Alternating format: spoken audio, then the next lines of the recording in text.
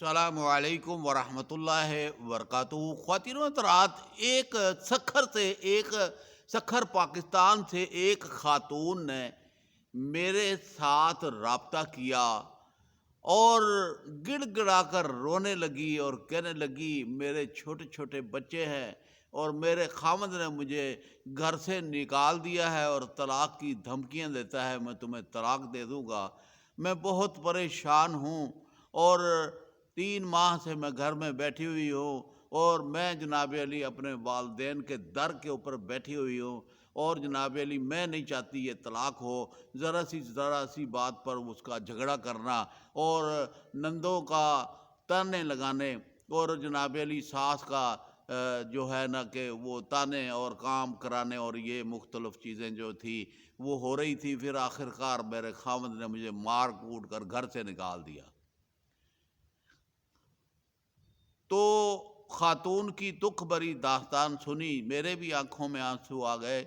کہ طلاق اللہ تعالیٰ کو سب سے ناپسند چیز جو ہے وہ طلاق ہے،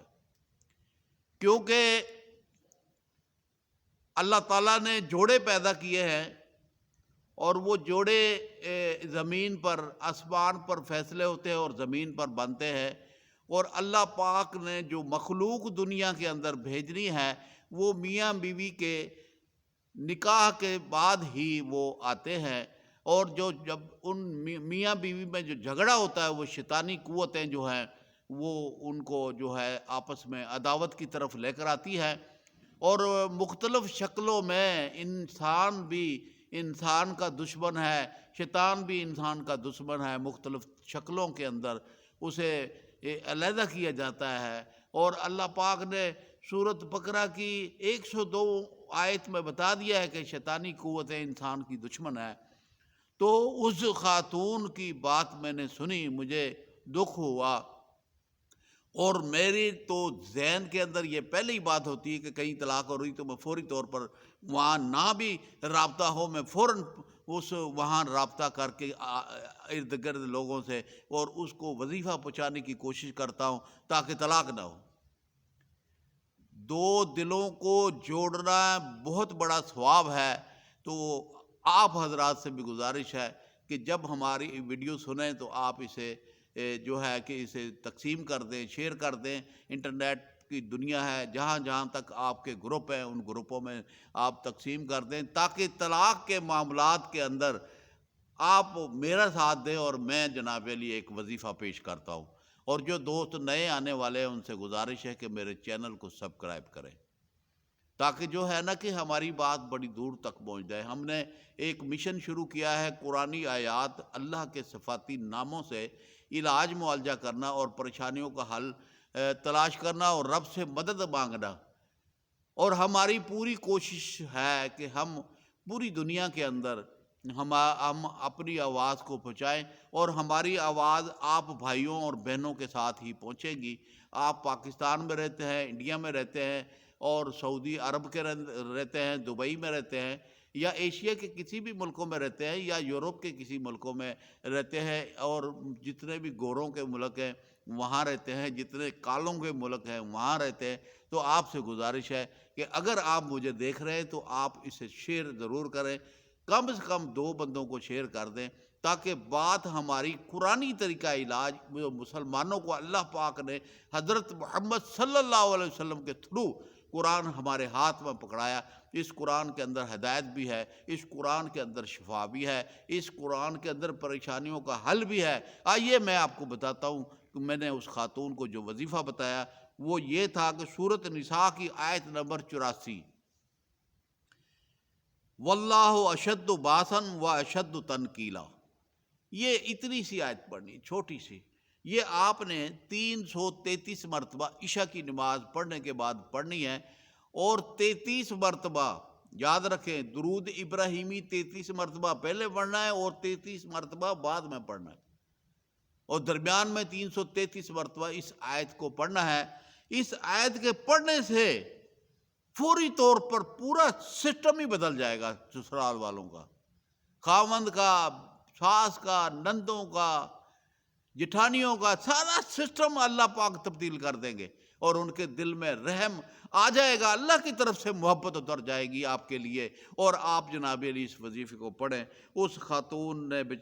جو ہے، میں نے اسے کہا تھا 9 دن اس وظیفے کو پڑھنا ہے، لیکن اس خاتون نے مجھے فون کر کے بتایا کہ میرا جناب علی 5ویں دن میرا خاوند میرے گھر چل کر آ گیا، میرے ماں باپ کو کہنے لگا مجھ سے بہت بڑی غلطی ہو گئی، میں بہکاوے میں آ گیا تھا، مجھے معاف کر دیں، اور جناب علی یہ ہے کہ میں آج کے بعد اپنی بیوی کو کوئی دکھ تکلیف نہیں دوں گا، اور جناب علی اپنے بیوی بچوں کے لیے ہی سوچوں گا، اور ان کی بچوں کی پرورش بھی صحیح طریقے سے کروں گا، آوارہ گردی ختم کر دوں گا۔ تو خاتون کی جب بات پوری ہو گئی تو وظیفہ تو 9 دن کا تھا، اس خاتون نے کہا کہ میں نے اسے پکا کرنے کے لیے 21 دن پڑھا، تاکہ جو ہے کہ جو کمی پیشی بھی ہے وہ بھی دور ہو جائے۔ تو یہ وظیفہ بڑا قیمتی ہے،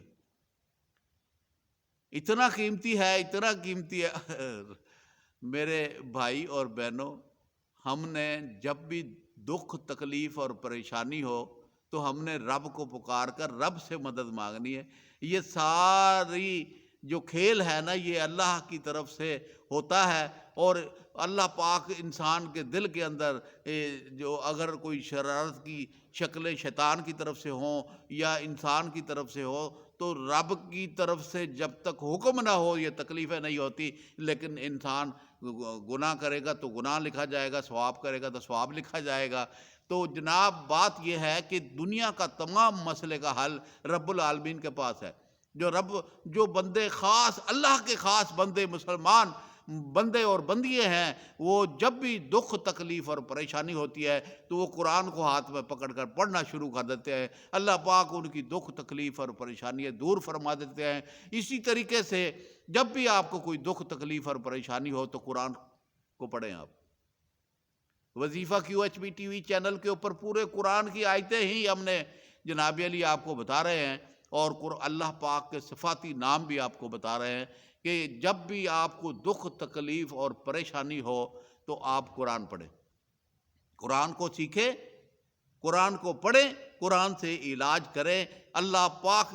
کرم فرما دیں گے۔